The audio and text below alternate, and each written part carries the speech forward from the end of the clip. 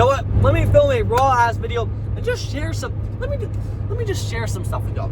Lately, I've been going through it. Okay, I've been going through the ringer, like not like physically, but like mentally. Just like can't figure out what the fuck I want to do, jumping back and forth, getting pulled left, right, and center for different shiny objects, and I just feel like nothing is working.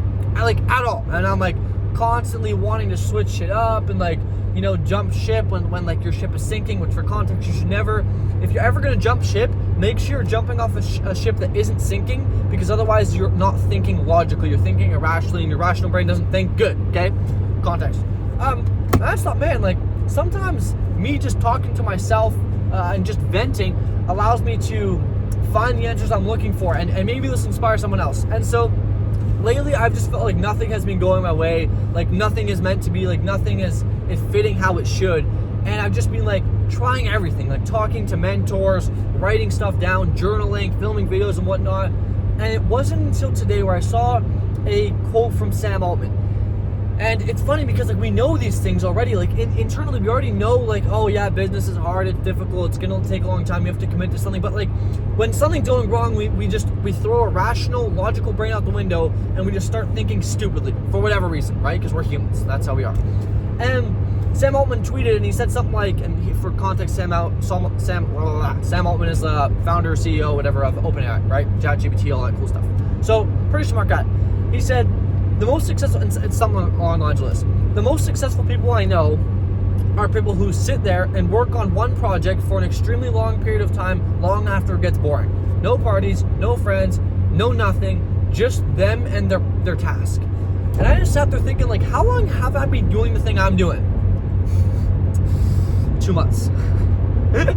2 months. And in those 2 months, I've switched what I've been doing like 6 different times, if not more. Like my offer, my messaging, my branding, my VSLs, my about page, you name it, man. I've switched it probably more times than you've changed clothes in the last week. It's crazy, okay? And I just sat there and I was like, what if I just did this one thing for the next 10 years? Just what I'm doing now for the next 10 years. How would it be? So, well, I'd probably be pretty successful. I'd probably find a way to make it work. I'd probably learn a lot. So I asked myself, why don't I just do that then? And that brought me to this other quote from Alex Hormozi, which is, he asked, like, people say, like, oh, I want to make money. Hormozi says, you want to make money? Yeah, how much? Let's say someone says $1 million, right? That's what everyone says when they're starting out, oh, I want to make $1 million. Cool. So this is the question he asked. He actually asked his neighbor or something like that, and he ended up working at the company and became the top closer. He said, okay, I'll give you a contract for $1 million or whatever it was, but you don't get it until like 10 years later. Would you do it? And most people still say yeah, because they're like, well, if I know that I'm gonna get $1 million after the 10 years, yeah, man, I'll do it 100%. And so here's the problem. When we're working for ourselves, we don't have a contract because we aren't fully certain. And so the thing that I came to a realization of is like, man, I'm in a contract with myself, and if I can just get myself to believe that at the end of this term I can cash in, I would do the actions. And so now, and maybe I'm all over the place and no one's following me, maybe no one's even watching this, who fucking knows, right? And so I guess the thing I'm trying to say to myself and to everybody out there is, whatever the goal is, you want to make 10K a month, $1 million a month, 100 million, whatever the fuck it is, doesn't matter to me, up to you, okay? Just ask yourself, if I made no money for the next 10 years, but I had to do these actions, and then I was guaranteed to cash out for the next 10 years, what would I do? What would I do, and would I do it? And the thing is, if you can just do the thing that you just answered the question to, you will make that amount of money, and I promise you a lot more. The problem is most people just can't stick to it long enough to see the results. And there's another quote I love from Alex Hormozi, which is, things get good long after they get boring. Things get good long after they get boring. And another thing he talks about is how a lot of successful habits are so simple and boring, which most successful habits are. But that's why most people don't do them, because they try and convince themselves they're smarter than they are, and they try and do other things to reinvent the wheel. When we all know, in reality, like if you just wanted to become a millionaire, you could do that working a 9 to 5. Work a 9 to 5, spend less than you earn, invest most of your paycheck, and you put it in the S&P 500 and do that for the next 50 years, and you will have $1 million. The problem is most people just don't want to wait that long. And so I think we've entered a world in which we're constantly fed these ideas that we have to be making money so fast and so quick, and that people are making millions of dollars overnight by snapping their fingers, and then somehow we're failing because we haven't done that. And I think it's caused a problem in this entrepreneurial space where people think that they need to make money fast, and if they're not making money fast, they're fucking up.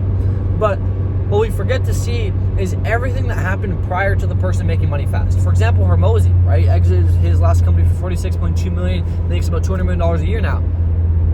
He failed, I think it was 9 businesses. I think he started and failed 9 businesses before he ever had his successful business. 9. And it was like, I sound like a German motherfucker. 9, right?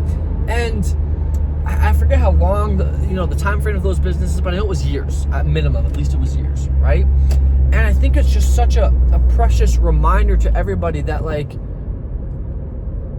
we only see the tip of the iceberg, right? We only see the very tip, the very top of the iceberg, which is the wins that happen now, right? Like the stuff now. Sorry, let me just make sure I pass this guy. All right, we're good. But we forget to see everything that's under the iceberg, and rightfully so, because we're not looking at that, because people don't present what's under the iceberg, they present what's up top. And I want to present this as a formal representation that there is shit under the iceberg, and the tip of the iceberg is just that, the tip of the iceberg. That's it. That's all there is. There is a fuck ton more that goes into making money, and it just so happens to be that that's the boring stuff that nobody wants to talk about, because it's the stuff that sucks. And I want to make this video as a bit of a reminder, or a bit of a call out, if you will, that, like, hey, business is boring, and good businesses usually take a really fucking long time before they ever become anything cool. I mean, just go look at some of the coolest businesses you know, and you'll see that for the first while they probably weren't very successful, if profitable at all. And that's because good things take time, but yet we've been fed this lie that good things have to happen quickly. And so I think the change for me, and the thing that I've internalized now, is that, like, hey, how do I know the thing I'm doing isn't actually working if I haven't done it for more than 5 years? And the answer is, well, you won't know. And so I think I just need to do it for 5 years, and then we'll see. And the odds are, if you can do one thing for 5 years, the only way you fuck up, you can't even fail because you need to give up. The only way you can fuck up is if you're mentally retarded. Like, I genuinely think that that's the case, because if you do something for 5 years, within those 5 years, you'll learn a lot of lessons, and you'll tweak and iterate, and you'll become pretty good. So, yeah, I think it's just a matter of doing the thing we know we need to do, but are trying to convince ourselves we shouldn't do because there might be other things out there that are better to do. And so we try and find those things that may be better, but actually just delaying the thing we know we need to do that would actually get us the results, right? And in my case, and in a lot of people's cases, that is just getting traffic, like getting more eyeballs on your product, right? Like, I'm under the belief that all of my problems, all of them, would be solved if I just had 10 times the amount of people viewing my product or offer, service, whatever you want to call it. And so it's simple. Like, I know what I need to do. It's just a matter of doing it, right? And a good exercise I like to do quite often is GTH, gun to your head, which is like, if you had a gun to your head and you had to solve this problem, otherwise you and your family would die, okay, what would you do, right? And give yourself a time frame, right, in 30 days, right, or a time frame lower than what you had to do, right? And you'll come up with all these, like, elaborate, not even elaborate, just like very simple yet effective solutions that are what works, right?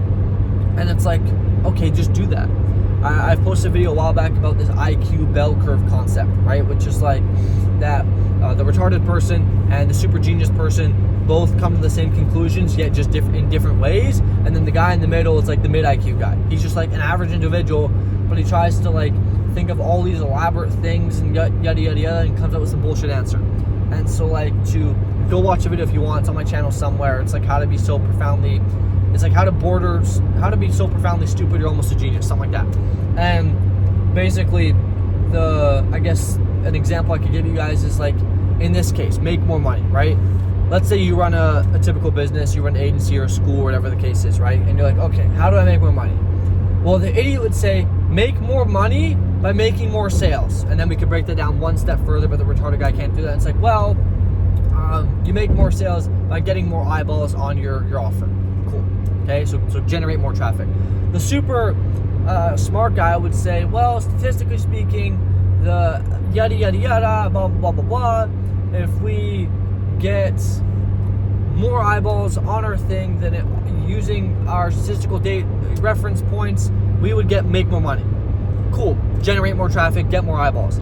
The guy in the middle is like, well, if I tweak my logo on VSL and write this word that way and use this tactic here with that landing page font with this copy and that color, and then I say this on that call and I post this thing here, and then I talk to them this way and use this script and then offer them this, but then price anchor with that and downsell them to this, and then add this logo, and then make sure we add this testimonial here with that bio and that picture on this Facebook account with that number, with this email, with that call to action, then maybe I'll make more money.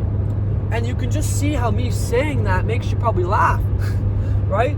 But it's so true that most of us, as a matter of fact, almost all of us are always being the middle guy, because we're always trying to think that it must be more complex than it actually is.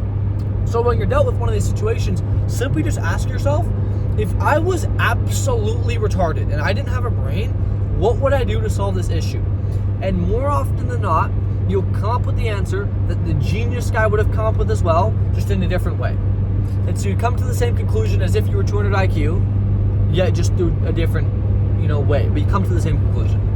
And that's also a thing I like to do. It's like, if I was just stupid, what would I do? And in my case, right, if I was retarded, how would I make more money?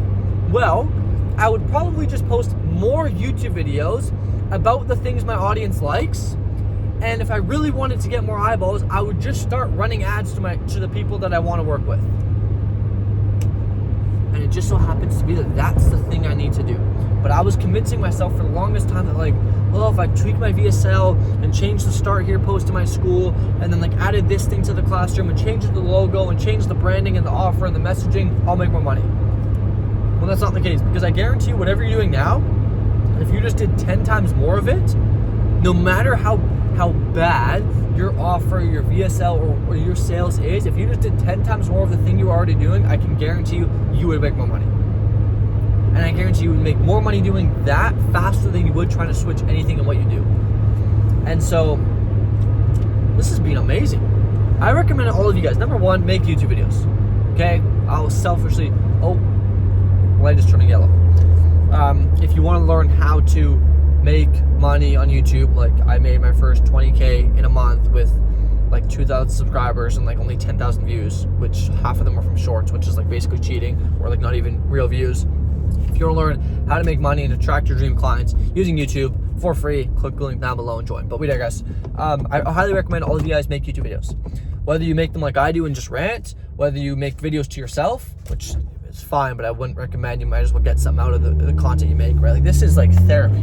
Like, I genuinely think this, besides cycling, I love cycling, this might be the most therapeutic thing in the world, is driving and talking, like just explaining my thoughts. Like, man, we get so much clarity in life when we just talk our problems away, right? We try and keep them bottled inside, and it's like, it doesn't work. Like, imagine you're a Coke can and you're shaking the Coke can. You're trying to get rid of the problems. I guess you could argue, well, wait time, maybe, right? But like, the easiest way is just open the Coke can, let it out, just like talk, and you'll realize you get so much clarity from what it is you're doing. It's insane. So make some content, and you might as well get some out of it posting, right? Now, granted, if you want to learn how to make content like for your audience to actually get clients, like I said, all for free. Click it down below. I don't want your money yet. After I make you some money, after I help you get some clients and whatnot, we can talk about partnering up and helping you scale. But we digress. So, yeah. Don't trust everything you see out there, and don't compare your life and your success to one person's highlights, right? You see everyone talking about, I made 10K a month, made 100K a month, made whatever a month, woohoo, look at me go. What they don't tell you is every bit of doubt and failure and, things they went through to get there, right? They don't tell you those things, yet those are the most important things, because that's what those lessons they learned in those tough times is the lessons they needed to learn to get to where they wanted to go. The way I see it is like the things you learn at the bottom of the mountain from the mountain engineer or the instructor is like the things you need to know. For example, if they give you a map, are the things you needed to know to get to the top of the mountain. And so what you learn here is what's required to get you up here. But a lot of people just want to skip to here. But that's not how it works. You don't just skip to here. If you do just skip to here, it's not even that fulfilling. what makes getting here fulfilling is this. For example, imagine if I took a helicopter and I dropped you off of Mount Everest. Would that be fulfilling? Well, I'd argue probably not, right? Like, you feel like you cheated, but you did. And so the way to make it fulfilling, and the reason what makes climbing Mount Everest so incredibly cool is how much training and preparation and sweat, effort, blood, tears go through it, and then the climb in and of itself. And so it's the same in business and in life, right? Like our goals themselves isn't what makes it worth it. It's the process of getting to the goal that makes the goal worth it, right? And so just a reminder to enjoy the process, because like what you're going through now is what's going to make your goal even that much better. And it also happens to be like what you need to go through to learn the experiences and the things and the skills that you need to know to get to here, right? So if you already had the skills and experiences to get to here, you'd already be there. But the reason you don't is because you haven't acquired the skills and the experiences, and so you need to go through this, negative phase to go through it. And I was going to talk one more thing, right? Which is the 5 steps of behavioral change, right? Which is the first step is uninformed optimism. It's where you hear of a new thing and you're like, oh my God, that is so incredibly cool, right? Like this guy's made 10K drop shipping, this guy's made 20K with the agency, whatever it is. This sounds amazing. Oh my goodness, like this must be phenomenal. Everyone's talking about how amazing and easy it is. Like, oh my God, I gotta go try it. And then you start doing it and you hit phase number 2, which is informed pessimism. Where you're like, man, this is difficult. There's a lot more troubles with this. And then people are like, oh yeah, like that was just the good parts. We had to spend years learning how to actually do this before we ever made money. You're like, oh shit, this is difficult. And then you go down to phase number 3, right? It starts here, it goes like this, and then it goes like this. Phase 3, which is the valley of despair, or the crisis of meaning, which is where you're like, fuck, why am I doing this? Everything is failing, nothing is working. And for context, that's where I am right now, and that's where a lot of people are. It's like, nothing is working, this sucks, this is a scam, this doesn't work, why am I even doing this? Like, yada, yada, yada. And what happens in this moment is when your ship is sinking, and any ship that isn't sinking looks better than your ship. But that's because you're not fucking fixing your ship. It's like the grass, right? Watering the grass. It's like the grass is greener where you water it. Like that's where it's the greenest, right? And so what happens is in this phase, we get so attracted to these other opportunities, and rightfully so, because we're going through a tough time, which for context, I want to remind you of one huge thing. That's normal. Like this valley of despair, this crisis of meaning is normal. Like if you don't experience it, it means you're not doing something cool enough. Okay, or you're not doing something new, right? So this is normal. And then there's either 2 ways you go from here, okay? Which is phase number 4 in the right way, you see going back up, is informed pessimism. Oh no, did I say that right? No. Informed optimism. My bad. Phase number 4 is informed optimism. It's where you've been informed about all the bad things now, right? And you like, no, but you're optimistic because now you're making it through, okay? And so that's phase number 4 is informed pessimism, or if you go down, that's what we call the new opportunity. And that's where you start something new. And that's where the cycle just keeps repeating, because you jump to new opportunity, which is uninformed optimism. And then you go to informed pessimism. And then you go to the crisis of meaning or valley despair, and you're like, oh fuck, this sucks, new thing. And you keep doing this new thing and new thing and new thing and new thing and new thing over and over and over and over and over. And you wonder why you get nowhere. It's because you keep fucking jumping right before things are about to get good, right? And so phase number 4 is informed optimism, and then phase number 5 is success or results or whatever. After you've made it through the valley of despair, after you've gone through your trials and tribulations, you finally cash out. You earn and redeem the fruits of your labor, and you get what you deserve. You get what you earned, if you will, if that's even a saying, right? And finally, after all the hard work and all the blood, sweat, yada, yada, yada you put in, you finally get to redeem. But you only get that after you go through the trials and tribulations. And so this is a reminder that like the trials and tribulations are required. They're a necessity to get to where you want to go. Because without those things, you're not going to get to anywhere good, right? We all know that change happens outside the comfort zone. Like it does, right? Like we all know this. Oh yeah, change happens outside the comfort zone, yada, yada, yada. Stay hydrated. We all know this.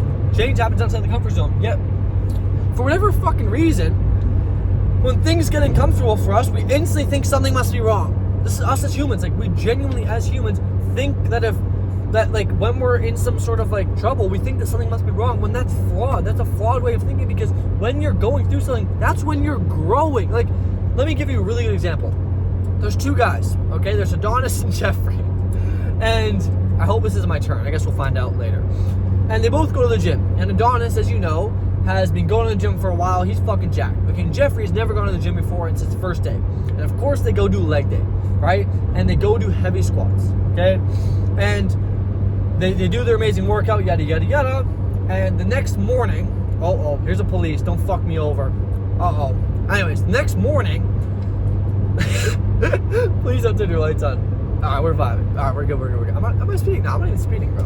Anyways, the next morning, they both wake up. Adonis's legs hurt. He goes, yes, that was such a good workout. I'm so sore. Man, I crushed it. I had an amazing workout. Jeffrey wakes up and freaks the fuck out. He's like, oh my goodness, what's going on? Why do my legs hurt like this? Did I fuck up my back? Like, what did I do wrong yesterday? Why do my legs hurt this bad? And he goes to the ER. Here's the thing. Same situation, two totally different outlooks on the situation. Why? One knows that growth is good, one doesn't. And so what happened is that Jeffrey didn't realize that this is what's supposed to happen. And so he got scared. But Adonis knew this was supposed to happen, and so he got happy. And so what I'm trying to say with this analogy and this metaphor, if you will, this story, is that growth is good, but sometimes we forget that growth means pain to an extent, right? Think about when your muscles are growing, like that pain means growth. Like that means your muscles are physically growing. And yes, it hurts, but we love that hurt because we know it's a good hurt. And it just so happens to be that in business, when something goes wrong, we instantly freak out because we get scared. We're like, oh shoot, oh my goodness, what did I do wrong? But we forget that, like, that's what changes in and of itself. Change is growth, and growth is uncomfortable because you can't grow staying comfortable. That physically doesn't even make sense. Like, growing while staying comfortable? No. Like, if you ever had growing pains as a kid growing up, you fucking know what I'm talking about. That shit hurt, okay? That shit hurt. And so we just forget that in business, like, shit's gonna suck, but like, that means you're growing. So like, congrats. As a matter of fact, you should want pain because that means you're growing. And if you're growing, it means you're changing. And if you're changing, it means you're learning. And if you're learning, it means you're gonna get better. So yeah, pain might actually be good. It means you're fucking doing something. Right? The people who aren't in pain are the people that do fuck all. They just sit there, jerking their cock the entire time. No good in that, right? So yeah, it's the fun. Pain is good. Keep doing what you're doing. Do what you know you need to do. Just do more of it for a long enough time horizon, long after it gets boring. And stop trying to convince yourself you're smarter than you are. Man, this is like therapy. Let me tell you. If y'all ever been to therapy, there's nothing like this shit. Go for a drive, alright? You don't have to, just go for a drive and talk to yourself, or just sit down, film a video talking to yourself. Man, I swear, like, life just be hitting different. It's also my birthday today. If anyone's here after 23 minutes of me blabbling, wow. Thank you. I don't know the word. I'm speechless. Yeah, it's my birthday today. September 11th. It's an interesting day, I guess. Right, for you Americans. I apologize. Not that I did it, but like, you know what I mean. Anyways, actually, I saw this tweet that like Joe Biden was like, "Oh, I'm gonna do 9/11." What the fuck? And that guy ran your country for how long? Anyway, we digress. This is no fucking political thing. I think that. What the? Did y'all see that? There was a truck pulling a really old, like a really, really old car, and then the old car had a canoe on top of it. Dude, the weirdest shit you'll be seeing out here. We digress. I'm gonna put my eyes back on the road and continue driving. This is just a simulation. This isn't even real driving, by the way. But yeah, I hope that this, may give some insight to somebody or share some light on a situation that, I know a lot of people go through. That not a lot of people talk about because it's hard to talk about it. Like, how the fuck do I even title this YouTube video now? Like, what am I gonna title it? Like, this is your sign? Like, and what? It's gonna get 4 views then? That's not gonna help anybody out. So, yeah. But yeah, I think that, like, man, the world is beautiful, eh? Like, the sun is shining, man. Life is good. Life is good, that's for sure. But yeah, I think that a lot of times we just try and convince ourselves that we're smarter than we are, right? And we get so caught up in, I'm driving under the speed limit. What the fuck am I doing? All right, I should probably end this because like my mind's all over the place now. Join my free school committee. Chat with me. We can sit here and we can have interactive conversations with each other. I hope that you solve whatever problem you're going through. Peace.